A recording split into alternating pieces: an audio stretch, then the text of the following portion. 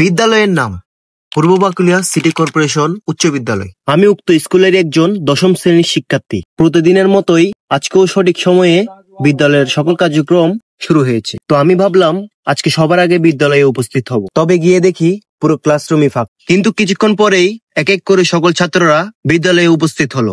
কেউ লিখছে, কেউ খেলছে, কেউ গল্প করছে, কারণ এখনো ক্লাসরুমে শিক্ষক উপস্থিত হননি। তাই যে যার মতো করে সময় কাটাচ্ছে। কিন্তু কিছুক্ষণের মধ্যে আমাদের ক্লাসটি শুরু হয়ে যাবে, তাই সবাই কিন্তু স্যার আসার অপেক্ষা করছে। অবশেষে আমাদের ক্লাসটি শুরু হয়ে গেল। আর হ্যাঁ, এটাই কিন্তু আমাদের স্কুল জীবনের শেষ ক্লাস। কথাটি ভেবেই ভিতর থেকে খারাপ লাগা শুরু করলো। কিন্তু কি আর করার, সময় তো ফুরিয়ে গিয়েছে। এখন হাজারবার চাইলেও এই বেঞ্চগুলোতে বসা যাবে না, দিনগুলোকে চাইলেও ফিরিয়ে আনা যাবে না।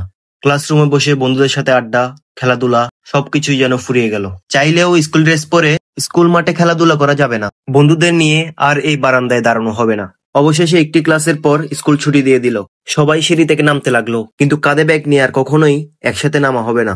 অবশেষে স্কুলের মেন গেট অব্দি চলে আসলাম। এখন সবাই এক এক করে স্কুল থেকে বের হবে।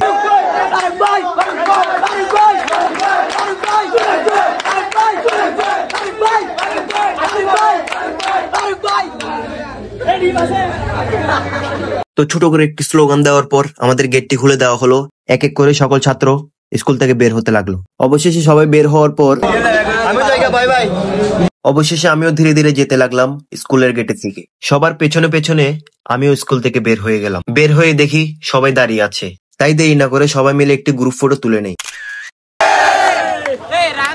তারপর আমরা সবাই স্কুল মাঠের দিকে রওনা হলাম। এসে দেরি না করে একটি ভিডিও শুট নিয়ে নিলাম।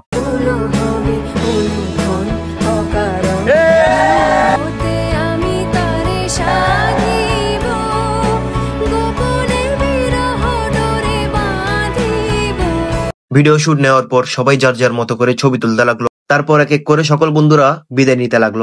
এভাবে এই সময়ের সাথে সাথে আমার স্কুল জীবন সমাপ্তি ঘটেছে।